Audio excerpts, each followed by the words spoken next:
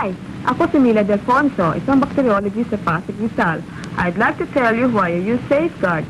Bilang bacteriologist, pinag-aaral ng kung sugpin ng germs. Look, ang germs na tulad nito ay maaaring makasama sa kalusugan. Kaya ako ay nag-iingat. Sa laboratorio, gamit ko yung Safeguard. Ito'y mabisa laban sa skin germs. Sa bahay, Safeguard din ang gamit namin. Proteksyon ito ng mister ko sa skin germs na maaaring maging sanhi ng amoy pawis. Proteksyon ng mga anak ko sa skin germs na maaaring maka-infect ng mga galos. At proteksyon ko sa skin germs na maaaring maka-infect ng tigawat. Napatunayan sa US lab test na mas maraming skin germs ang tinatanggal ng Safeguard kaysa alinmang sabon.